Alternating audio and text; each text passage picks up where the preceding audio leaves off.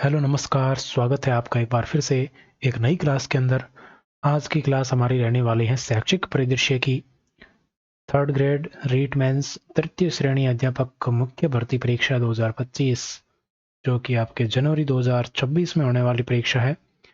तो इस परीक्षा के लिए शिक्षण अधिगम के नवाचार हमारा ये दूसरा पार्ट रहने वाला है और आज की क्लास बहुत ही शानदार, जानदार, जबरदस्त रहने वाली है। क्लास को कंप्लीट देखेगा और बहुत विस्तार से एग्जाम ओरिएंटेड चीज़ें हम यहाँ पर पढ़ रहे हैं।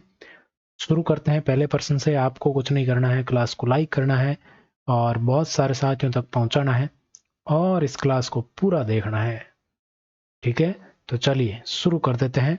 अभी से कर दीजिए लाइक, फिर करते हैं अपन आगे। पहला प्रश्न आपके सामने है, ईसीसी से संबंधित प्रशिक्षण कोर्स निष्ठा 4.0 या 4.0 कह दो या 4.0 कह दो, दीक्षा पोर्टल पर कब से आरंभ किया गया? बहुत अच्छा प्रश्न है। इससे हमें दो तीन चीजें यहाँ पर सीखने को मिलेगी। सबसे पहला तो आपको निष्ठा ही मिलेगा।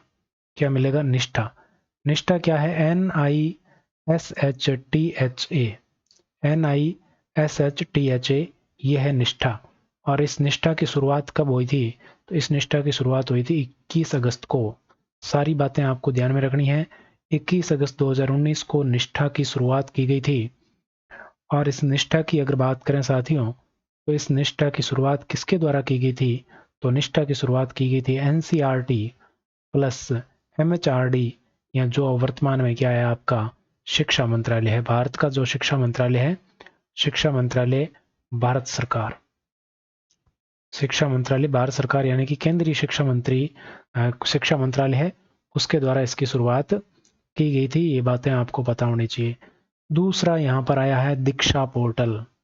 तो दीक्षा के बारे में भी आपको बताना चाहिए। दीक्षा राइज की बात हमने की थी और दीक्षा की बात भी की थी।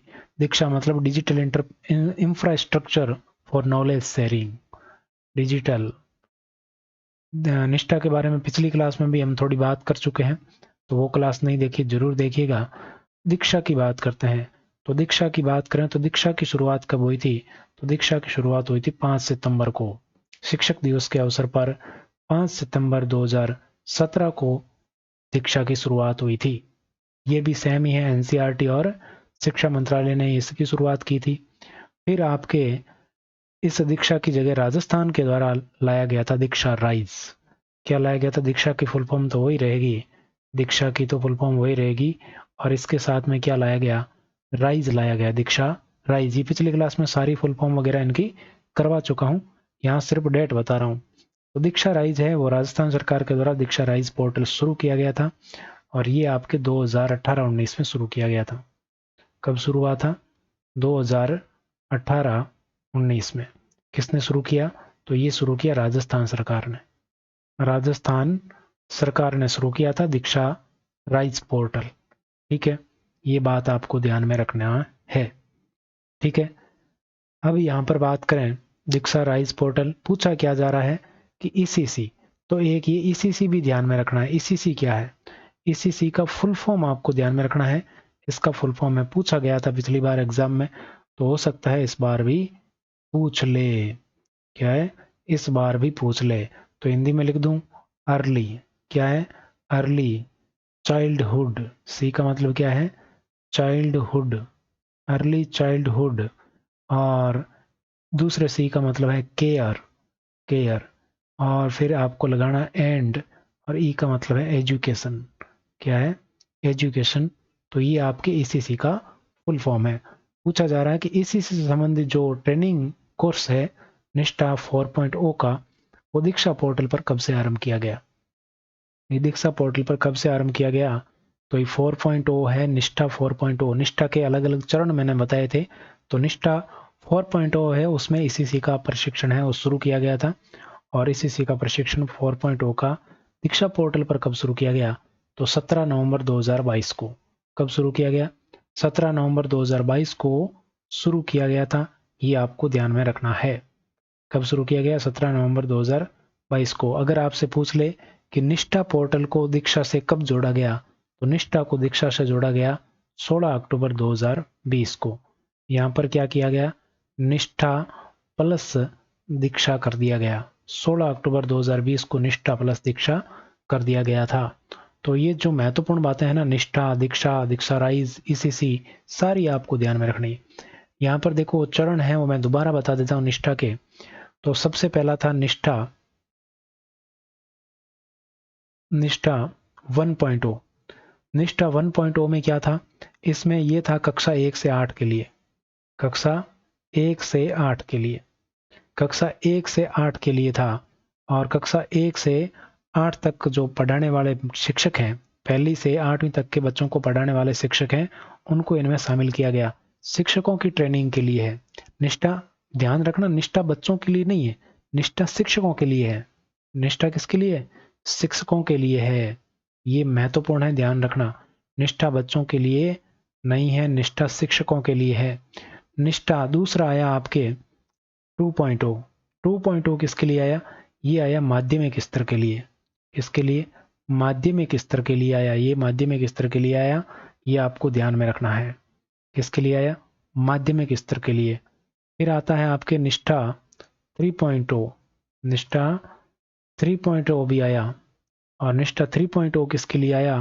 तो निष्ठा 3.0 है वो आपका है पूर्व प्राथमिक के लिए। किसके लिए? पूर्व प्राथमिक प्लस प्राथमिक स्तर के लिए। जो पूर्व प्राथमिक और प्राथमिक दोनों पढ़ाते हैं उनके लिए ये था। और इसमें क्या था? FLN भी शामिल था। क्या था? FLN भी शामिल था इसमें। FLN क्या होता है ये भी मैं पिछली क्लास में आपको बता चुका हूं। फिर आया आपके निष्ठा 4.0। क्या आया? निष्ठा 4.0। निष्ठा 4.0। और इसमें आपके क्या क्या शामिल था? ECC इसमें शामिल किया गया। क्या शामिल किया गया? ECC इसमें शामिल किया गया। ये आपको ध्यान में रखना है, ये बहुत ही महत्वपूर्ण है ECC वाला। आजकल ये ट्रेंडिंग में चल रहा है ECC। तो ये ऑप्शन यहाँ पर करेक्ट हो जाएगा। ऑप्शन प्रश्न के अलावा जो बातें बताई ना वो बहुत ज्यादा महत्वपूर्ण है। बढ़े आगे, अगला प्रश्न देखो, निष्ठा के बारे में ही है। निष्ठा कार्यक्रम के संबंध में कौन सा कथन असत्य है? यह योजना पहली से 8वीं तक के बच्चों को पढ़ाने वाले शिक्षकों को शामिल किया गया। बिल्कुल, इस योजना में कौन शामिल थे? पहली से 8वीं तक पढ़ाने वाले शिक्षक शामिल किए गए थे। बिल्कुल सही बात है। शिक्षकों को ट्रेनिंग, इस योजना में क्या किया गया? शिक्षकों को ट्रेनिंग क्लासरूम के अलावा ऑनलाइन शिक्षण के माध्यम से दी जाएगी। इसमें शिक्षकों को ट्रेनिंग दी गई। किसके द्वारा? क्लासरूम के द्वारा, ऑनलाइन शिक्षण के द्वारा। यहाँ पर फेसबुक के द्वारा, यहाँ पर ऐप के द्वारा, मोबाइल ऐप के द्वारा ट्रेनिंग दी गई। यहाँ पर व्हाट्सएप के द्वारा ट्रेनिंग है वो दी गई। ये सब ट्रेनिंग इनके माध्यम से दी गई। निष्ठा का पूरा नाम क्या है? ये बहुत महत्वपूर्ण है। निष्ठा का पूरा नाम, स्कूल प्रमुखों और शिक्षकों की उन्नति के लिए राष्ट्रीय पहल। इंग्लिश में बोले तो national initiative for school heads and teachers holistic advancement. उन्नति का मतलब एडवांसमेंट। तो इंग्लिश में आप चाहो तो मैं लिख देता हूं, बाकी मैं बता तो चुका ही हूं एक बार। National initiative, initiative, initiative for school, school heads and teachers, teachers holistic advancement. ठीक है, ये इसकी फुल फॉर्म है और हिंदी में यहाँ पर दे ही रखी है, तो आपको ध्यान में रखना है। डी ऑप्शन इसका उत्तर होगा, इनमें से कोई नहीं। तो मुख्य रूप से आपको ध्यान में रखना है कि निष्ठा है वो आपके क्या है? बच्चों के लिए नहीं, शिक्षकों के लिए है। और एक बात और ध्यान रखना कि निष्ठा का जो आपके तीसरा चरण था ना, निष्ठा 3.0, निष्ठा 3.0, निष्ठा 3.0 की बात करें तो ये निपुण भारत मिशन उद्देश्य पर आधारित है। ये किस पर आधारित है? यह निपुण भारत, निपुण भारत मिशन, निपुण भारत मिशन उद्देश्य पर आधारित है। FLN है ना, FLN का उद्देश्य यही है। FLN का उद्देश्य क्या है? निपुण भारत, यानी कि बुनियादी है वो समझ और संख्यात्मक ज्ञान हो जाए। FLN का मतलब है बुनियादी समझ और संख्यात्मक ज्ञान होना आवश्यक है। आगे बढ़ते हैं। अगले प्रश्न की बात करते हैं। अगला प्रश्न देखो, निपुण भारत मिशन है। यहाँ पर निपुण भारत मिशन के बारे में पूछा जा रहा है, किसके लिए है ये। तो यहाँ पर मैं बात करता हूँ निपुण भारत की। निपुण भारत मिशन, कौन सा मिशन? निपुण भारत मिशन। तो निपुण भारत मिशन आपको ध्यान में रखना है, और सबसे पहले तो इसका पूरा नाम पता होना चाहिए। इसका क्या होना चाहिए? पूरा नाम। तो सबसे पहले एन का मतलब है नेशनल। क्या है? नेशनल। N for national. फिर है initiative. Initiative, national initiative for profession pro प्रोफी, इसमें आएगा नहीं पूरा, proficiency, national initiative for proficiency in reading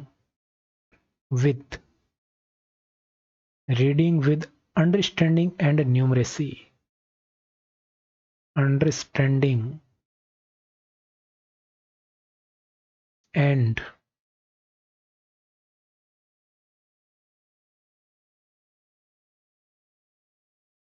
numeracy, ये इसका पूरा नाम है। National initiative for proficiency in reading with understanding and numeracy, ये इंपॉर्टेंट है, ध्यान रखना। निपुण भारत, निपुण का ये फुल फॉर्म है। क्या है?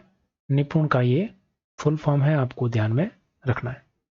और ये आपके ध्यान रखना, नेशनल एजुकेशन पॉलिसी 2020 के तहत संचालित है, और इसके तहत आपको ध्यान रखना है 3 से 8 वर्ष के बच्चों के लिए है। 3 से 8 वर्ष के बच्चों के लिए ही है। और उनमें क्या किया जाए? बुनियादी समझ और संख्यात्मक ज्ञान विकसित करना। उद्देश्य क्या है? बुनियादी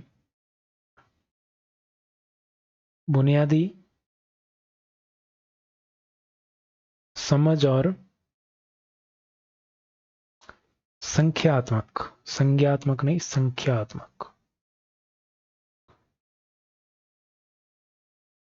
संख्यात्मक ज्ञान।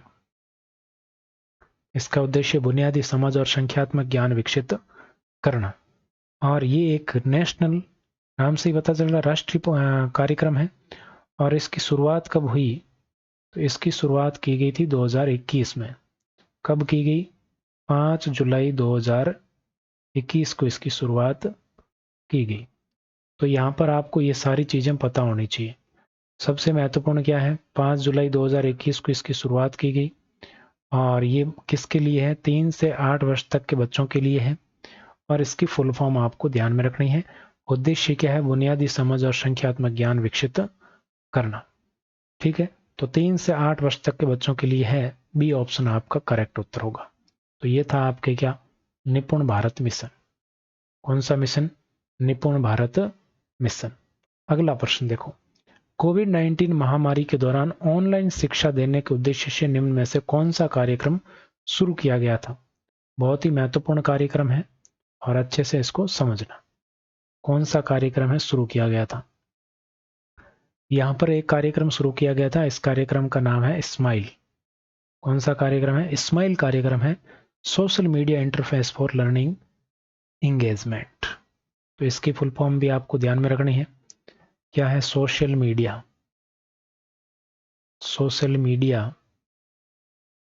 इंटरफेस,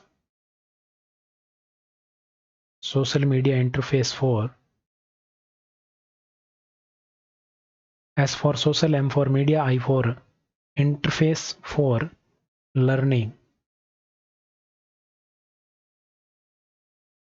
और आई का मतलब है एंगेजमेंट। आई का मतलब क्या है?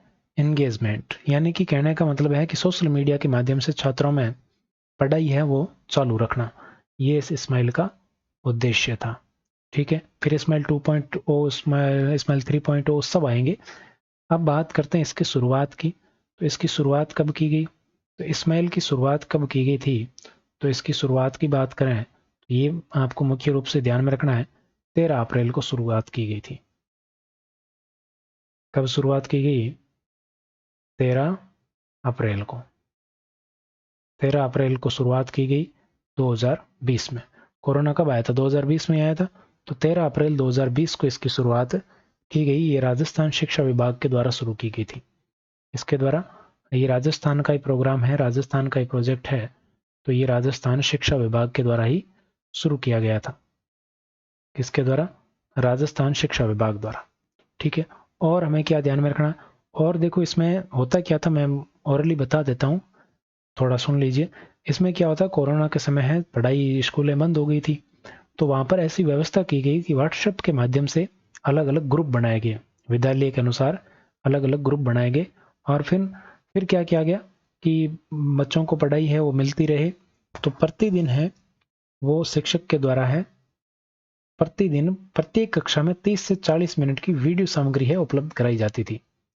और ये वीडियो सामग्री किसके द्वारा तैयार की जाती थी, ये आपको ध्यान में रखना है। तो इसमें मैं आपको बता देता हूं कि प्रतिदिन क्या होता था।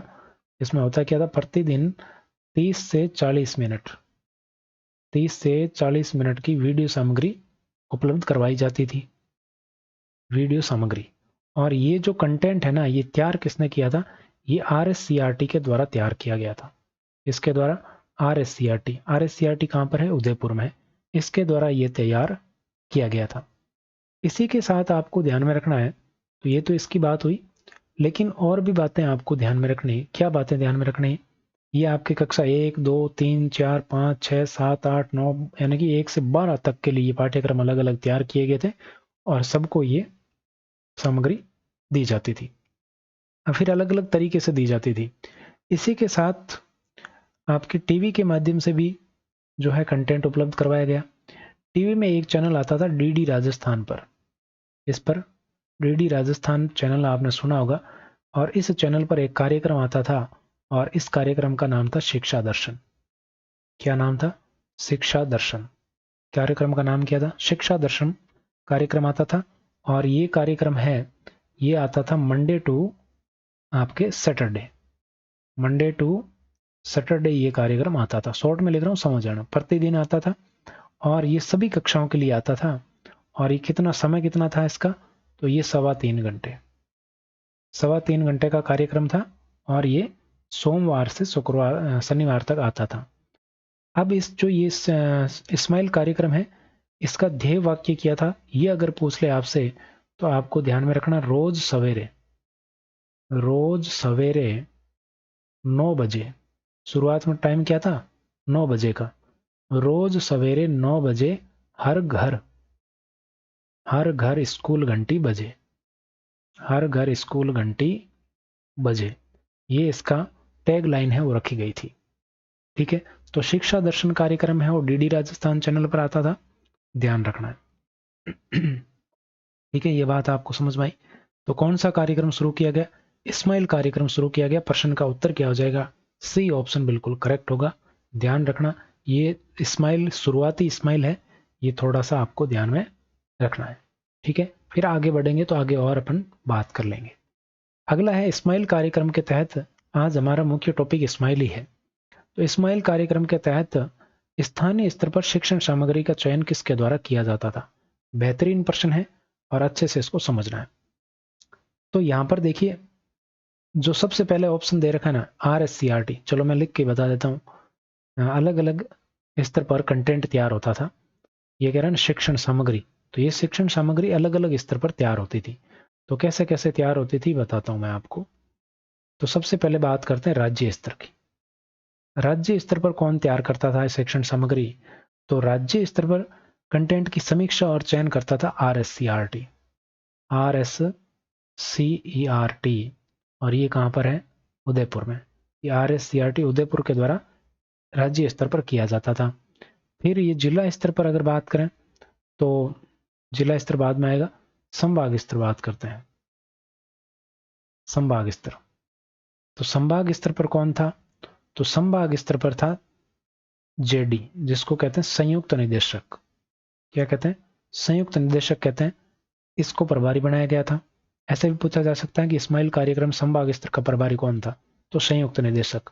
फिर जिला स्तर पूछ ले आपको, तो जिला स्तर पर कौन था? मुख्य जिला शिक्षा अधिकारी, मुख्य जिला शिक्षा अधिकारी, चीफ डिस्ट्रिक्ट एजुकेशन ऑफिसर, मुख्य जिला शिक्षा अधिकारी है वो इसका चयन करता था शिक्षण सामग्री का। फिर आपके ब्लॉक स्तर पर आते हैं, ब्लॉक स्तर पर आते हैं तो खंड विकास अधिकारी हो जाएगा, तो मुख्य खंड अधिकारी, मुख्य सीबीओ जिसको हम कहते हैं, मुख्य खंड शिक्षा अधिकारी, मुख्य खंड शिक्षा अधिकारी सीबीओ जिसको कहते हैं। ठीक है, अब यहां पर स्थानीय स्तर पर या स्कूल स्तर पर बात करें तो स्थानीय स्तर पर हुआ करता था पीओ। यहां पर देखो शहरी निकाय अलग थे, यहां पर एक बात और ध्यान रख लेना, शहरी निकाय अलग थे और पंचायत स्तर पर अलग थे। तो पंचायत स्तर पर अगर बात करें तो पंचायत स्तर पर कौन था? पीओ था। कौन था? पीओ। और पीओ की फुल फॉर्म क्या होती है? पंचायत प्रारंभिक शिक्षा अधिकारी, पंचायत प्रारंभिक शिक्षा अधिकारी, पंचायत एलिमेंट्री एजुकेशन ऑफिसर। ठीक है, और यहां पर आपके शहरी निकाय में अगर बात करें, शहरों में कौन होता था? शहरी निकाय में होता था आपके यूसीओ, यूसीईओ, क्या था? यूसीओ। ठीक है, शहर संयुक्त प्रारंभिक शिक्षा अधिकारी। पहले इसको एफटीबी भी कहा जाता था, लेकिन उसको आपको ध्यान में रखना है। ठीक है, फिर ये क्या करते थे? टीचर्स और पेरेंट्स के ग्रुप बनाते थे। स्माइल कार्यक्रम में ये तो कंटेंट तैयार हुआ, फिर ग्रुप बनाते थे, ग्रुप में पेरेंट्स को भेजते थे और फिर उसमें फोन कॉल से पढ़ाई का फीडबैक लिया जाता था। फिर अभिभावक है उस सामग्री को, छात्र है छात्रों को देते थे फोन, तो अभिभावक ग्रुप में सामग्री को देखते थे और छात्र भी उसको पढ़ते थे। फिर आपको ध्यान में रखना है कि आपके इस प्रकार है वो तैयार होता था और शनिवार को इसकी क्विज भी करवाई जाती थी। शनिवार को क्या होती थी? क्विज होती थी। शनिवार को क्विज होती थी, ये आपको ध्यान में रखना है। शनिवार को क्विज होती थी। और क्या होता था? एक कार्यक्रम होता था हवा महल कार्यक्रम। हवा महल कार्यक्रम भी शनिवार को ही होता था। हवा महल कार्यक्रम वो भी शनिवार को होता था। ठीक है, और ये हवा महल कार्यक्रम है, ये और रोचक बनाने, स्माइल को और रोचक बनाने के लिए 2 सप्ताह बाद शुरू किया गया था। 2 सप्ताह बाद शुरू हुआ था, 2 सप्ताह बाद। ठीक है, तो यहां पर पूछा जा रहा है कि स्थानीय स्तर पर जो शिक्षण सामग्री चयन कौन करता था? तो पीओ करता था। ये आपको ध्यान रखना, डी ऑप्शन बिल्कुल करेक्ट हो जाएगा। आगे बढ़े, अगला प्रश्न देखो, हवा महल कार्यक्रम कब शुरू किया गया? अब बात करेंगे अपन किसकी? हवा महल की बात करेंगे। हवा महल कार्यक्रम कब शुरू किया गया? बहुत ही शानदार कार्यक्रम है हवा महल कार्यक्रम। थोड़ा सा अपन समझेंगे इसको, जो हमारे लिए एग्जाम की दृष्टि से महत्वपूर्ण है वही देखेंगे, बाकी तो ओरली मैं बता दूंगा, याद रख लेना। सबसे पहले तो ये शुरू किया गया था 2 मई 2020 को। कब शुरू हुआ? 2 मई 2020 को। तो आपका उत्तर क्या हो जाएगा? 2 मई 2020 उत्तर हो जाएगा। और इसी कार्यक्रम को कहा जाता है झरोखा कार्यक्रम। क्या कहते हैं? झरोखा कार्यक्रम। बच्चों का जो झरोखा कार्यक्रम है वो भी यही है।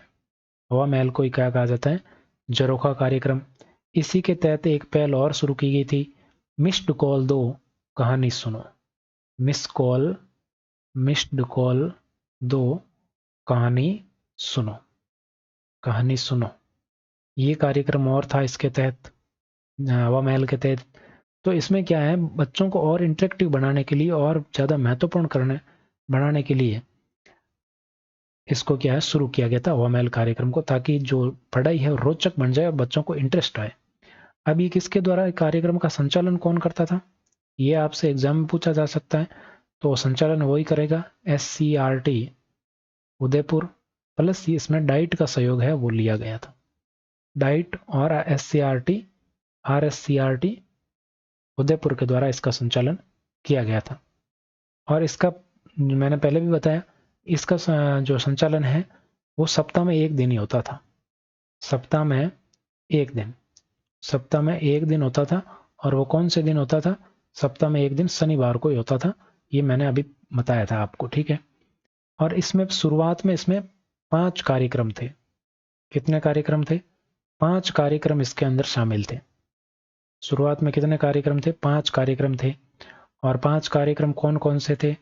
तो इसमें आज की कविता, आज की कविता, इसी प्रकार आज की कहानी, दूसरा हो गया आज की कहानी, तीसरा आज की किताब, इसी प्रकार चौथा था आज की गतिविधि। अब यहाँ पर महत्वपूर्ण बात क्या है, ये 4 है ना, ये चार जो क्रियाकलाप है वो तो थे बच्चों के लिए 3 से 14 वर्ष के। ये 4 प्रारंभ के, मैं अलग नोट लगाकर यहाँ पर लिखता हूं, जो शुरुआत के 4 क्रियाकलाप है, 4 कार्यक्रम या क्रियाकलाप, वो तो बच्चों के लिए है। किसके लिए? बच्चों के लिए, जो 3 से 14 वर्ष के हैं। 3 से 14 वर्ष के बच्चों के लिए, ठीक है। और 5वां जो कार्यक्रम था, वो 5वां कार्यक्रम क्या था? टीचर्स कॉर्नर था। 5वां कार्यक्रम है वो टीचर्स कॉर्नर नाम से था। और ये टीचर्स कॉर्नर है वो शिक्षकों के लिए था। किसके लिए था? ये अध्यापकों के लिए या शिक्षकों के लिए हुआ करता था। ये महत्वपूर्ण है। तो पूछा जा सकता है कि निम्न में से कौन सा कार्यक्रम है वो बच्चों के लिए नहीं था? तो कौन सा कार्यक्रम? आपके टीचर्स कॉर्नर कार्यक्रम है वो बच्चों के लिए नहीं था, ये आपको ध्यान रखना है, ठीक। तो ये आपके हवा महल कार्यक्रम की बात हुई, 2 मई 2020 से शुरू किया गया था। तो 2/5/2020 को शुरू किया गया था। अगला प्रश्न देखो, वर्तमान में हवा महल कार्यक्रम में कितने क्रियाकलाप संचालित हैं? तो वर्तमान में आपको ध्यान में रखना है, आपको क्रियाकलाप पूछ ले वर्तमान के, वर्तमान में 6 क्रियाकलाप संचालित हैं। कितने हैं? 6 क्रियाकलाप संचालित हैं, ये आपको ध्यान में रखना है, ठीक। वर्तमान में कितने हैं? 6 क्रियाकलाप हैं, वही है 1 से 5, तो वही है 1 से 5 पहले वाले ही है, पहले वाले जो अपन ने पिछले बात की थी, पीछे अभी पिछले प्रश्न में। और छठा क्या है? तो छठा आपको ध्यान में रखना, हमारा पुस्तकालय। छठा क्या है? हमारा पुस्तकालय। ये एक नया कार्यक्रम है, क्रियाकलाप है, वो शुरू किया गया है। तो आपको ध्यान में रखना नया क्रियाकलाप कौन सा है? तो नया क्रियाकलाप है आपका हमारा पुस्तकालय। किसका पुस्तकालय? हमारा पुस्तकालय। ये आपके नया क्रियाकलाप इसमें शुरू किया गया है। अब इसमें देखो, हवा महल कार्यक्रम में बहुत सारी संस्थाएं सहयोगी है, तो कुछ आपको ध्यान में रखनी है, पूछी जा सकती हैं सहयोगी संस्थाएं। बहुत सारी संस्थाओं के सहयोग से ये हवा महल कार्यक्रम चल रहा है, ठीक है। बच्चों के लिए अध्ययन सामग्री को बेहतर बनाने के लिए, रोचक बनाने के लिए, तकनीकी, आर्थिक सभी तरह से करने के लिए एनजीओ और संपर्क किया गया और एक नया प्रोजेक्ट भी शुरू किया गया था, ई कक्षा। तो उसको भी स्माइल कार्यक्रम में शामिल किया। ये हवा महल भी स्माइल कार्यक्रम का ही भाग है, ये आपको ध्यान में रखना है। तो इसमें आसान आसान से नाम है। एक तो आपके यूनिसेफ, कौन शामिल है? यूनिसेफ शामिल है। एक आपके पीरामल फाउंडेशन है। कौन सा foundation? Piramal foundation. Piramal foundation शामिल है। एक आपके अजीज प्रेमजी फाउंडेशन, अजीज प्रेमजी फाउंडेशन, जो नाम सुने हुए हैं वही इसमें शामिल है। अजीज प्रेमजी फाउंडेशन हो गया। एक आपके टाटा ट्रस्ट है, टाटा ट्रस्ट। एक है आपके प्रथम एजुकेशन फाउंडेशन, प्रथम एजुकेशन फाउंडेशन। ये इसमें सहयोगी संस्थाएं हैं, थोड़ी ध्यान में रख लेना। एक बार नज़र में से निकाल लोगे तो कभी प्रश्न आ भी जाए तो कोई दिक्कत नहीं होगी। तो बी ऑप्शन अभी उत्तर हो जाएगा इसका। अगला प्रश्न देखो, राजस्थान सरकार ने, यहाँ पर बात करते हैं, राजस्थान सरकार ने के साथ एमओयू कर 15 अक्टूबर 2002 को ई कक्षा प्रोजेक्ट शुरू किया था। तो एक ई कक्षा प्रोजेक्ट भी चला था। ई कक्षा यूट्यूब पर भी चलता है, आपने देखा होगा। इसमें सारी कक्षाओं के कंटेंट मिल जाते हैं, बहुत ही बेहतरीन, कभी देखना। तो ई कक्षा प्रोजेक्ट की बात करें तो इसमें ई ऐसे ही लिखा हुआ है और कक्षा आपके ऐसे ही लिखा हुआ आपको मिल जाएगा। तो ई कक्षा की बात करें तो सबसे पहले बात करते हैं शुरू कब हुआ। तो ये शुरू किया गया था 15 अक्टूबर को। 15 अक्टूबर 2020 को ये शुरू किया गया था और इसमें उद्देश्य क्या था? मुफ्त और गुणवत्तापूर्ण शिक्षा उपलब्ध करवाना। उद्देश्य यही रहता है। सहयोग किसका था? तो वेदांता ग्रुप ने इसमें सहयोग किया था। ठीक है, वेदांता ग्रुप ने तो कौन सा सहयोग किया? आर्थिक सहयोग किया वेदांता ग्रुप ने। आर्थिक सहयोग किसने किया? तो वेदांता ग्रुप ने। और इसी के साथ मिशन ज्ञान, कौन सा? मिशन ज्ञान का भी सहयोग था। तो मिशन ज्ञान ने कौन सा सहयोग किया? तकनीकी सहयोग किया। तकनीकी सहयोग पूछा जा सकता है किसके सहयोग से? तो आर्थिक सहयोग वेदांता ग्रुप ने और तकनीकी सहयोग है वो किसने शुरू किया? मिशन ज्ञान ने। प्रारंभ में ये जो है, जब शुरू हुआ था, जब इसको शुरू किया गया था, तो प्रारंभ में ये कौन सी कक्षा के लिए था? तो प्रारंभ में ये कक्षा 6 से 12 के लिए था। कक्षा 6 से 12 के लिए। ठीक है, हिंदी माध्यम में ई कंटेंट तैयार किया गया, यूट्यूब पर अपलोड किया गया, मिशन ज्ञान ऐप पर अपलोड किया गया और वेबसाइट पर अपलोड किया गया। और फिर उसके बाद में कक्षा 1 से 12 तक उपलब्ध करवा दिया गया। कक्षा 1 से 12 तक यहाँ पर कंटेंट तैयार कर दिया गया। ये आपको ध्यान में रखना है। और इसमें आपको ध्यान रखना है कि जो विशेष आवश्यकता वाले बच्चे होते हैं, साइन लैंग्वेज में भी कंटेंट उपलब्ध है। खास बात क्या है? साइन लैंग्वेज में भी कंटेंट उपलब्ध है। साइन लैंग्वेज समझते हो? सांकेतिक भाषा। साइन लैंग्वेज यानी कि सांकेतिक भाषा में भी कंटेंट उपलब्ध है। सांकेतिक भाषा में भी उपलब्ध है। ठीक है, सांकेतिक भाषा में भी कंटेंट उपलब्ध है। तो ये आपको ध्यान रखना है। ये ई कक्षा प्रोजेक्ट है। कब शुरू हुआ? ये सबसे ज्यादा महत्वपूर्ण है। 15 अक्टूबर 2020 को ये शुरू किया गया था। और किस किस का सहयोग था? तो वेदांता ग्रुप और मिशन ज्ञान का सहयोग था। कि उपयुक्त दोनों करेक्ट हो जाएगा। अगला प्रश्न देखो, इस्माइल 2.0 कार्यक्रम कब शुरू हुआ? अब ये इस्माइल के आगे बढ़ते हुए रूप है, तो आपको थोड़ा सा ध्यान रखना है। 26 अक्टूबर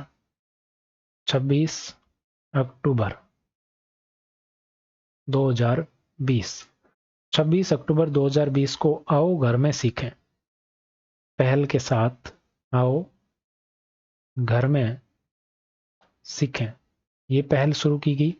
और इसी के तहत आपको ध्यान में रखना है 2 नवंबर, कब? 2 नवंबर 2020, 2 नवंबर 2020, 2 नवंबर 2020 को इस्माइल 2.0 शुरू किया गया। इस्माइल 2.0 शुरू किया गया या प्रारंभ किया गया। ठीक है, ये बात आपको ध्यान रखनी है। इस्माइल 2.0 प्रारंभ किया गया। ठीक है, तो ये कार्यक्रम शुरू हुआ। अब इस्माइल 2.0 का उद्देश्य क्या था? इस्माइल 2.0 का मुख्य उद्देश्य क्या था? इसका मुख्य उद्देश्य था गृह कार्य उपलब्ध करवाना। मुख्य उद्देश्य क्या है? गृह कार्य उपलब्ध करवाना। यही आपसे पूछा जा सकता है। इसका मुख्य उद्देश्य था गृह कार्य उपलब्ध करवाना। क्या उपलब्ध करवाना? गृह कार्य उपलब्ध करवाना। किसको? कक्षा 1 से 8 तक। कक्षा 1 से 8 तक के बच्चे हैं, उनको गृह कार्य उपलब्ध करवाना, ये इसका उद्देश्य था। ठीक है, तो इसमें क्या किया गया वो मैं आपको ओरली बता देता हूं। और इसका टाइमिंग क्या था गृह कार्य का? प्रातः 9 बजे, प्रातः 9 बजे। और ऑप्शन में अगर 8 बजे हो तो वर्तमान में इसका टाइम है वो 8 बजे भी कर दिया गया है। ठीक है, वर्तमान में इसका टाइम 8 बजे कर दिया गया है। व्हाट्सएप के माध्यम से उपलब्ध करवाया जाता था। तो क्या किया जाता था ये आपको ध्यान में रखना है। इसमें प्रधान ग्रुप बनाया जाता पहले तो क्लास वाइज, फिर उसमें प्रधानाध्यापक सदस्य होता था और उसमें शिक्षक है वो भी आपके होते थे, विद्यार्थी भी होते थे। पहले शिक्षक है वो होमवर्क देते हैं उसको विद्यार्थियों को, फिर विद्यार्थी उस होमवर्क को पूरा करके व्हाट्सएप ग्रुप में भेजते हैं। फिर शिक्षक है वो होमवर्क का प्रिंट निकालते और एक फाइल तैयार करते जिसको आपके पोर्टफोलियो कहा गया। ये थोड़ा ध्यान में रखना है, मैं लिख देता हूं यहां पर। गृह कार्य की फाइल, गृह कार्य की जो फाइल होती थी उसको क्या नाम दिया गया? पोर्टफोलियो नाम दिया गया। क्या नाम दिया गया? पोर्टफोलियो। और इस पोर्टफोलियो के आधार पर ही क्या है, आपके कंटेंट है वो नंबर है वो दिए जाएंगे। ठीक है। अब यहाँ पर क्या किया गया कि जिनके पास व्हाट्सएप नहीं उनको क्या करें, तो जिनके पास व्हाट्सएप नहीं है तो क्या करेंगे, शिक्षक है वो जो होमवर्क शीट है वो देने के लिए घर पर जाएंगे और होमवर्क पूरा होने पर शीट को वापस भी लाएंगे, फिर पोर्टफोलियो में उसे जमा करके फाइनल रिजल्ट तैयार करेंगे। ये आपके यहाँ पर इस किया गया था इसके अंदर। ठीक है, तो ये आपको ध्यान में रखना है। होमवर्क दिया जाता था, व्हाट्सएप के माध्यम से पोर्टफोलियो फाइल तैयार की जाती थी, फिर मूल्यांकन होता था। पोर्टफोलियो फाइल, ये पोर्टफोलियो फाइल है, इसी के आधार पर क्या होता था, मूल्यांकन होता था।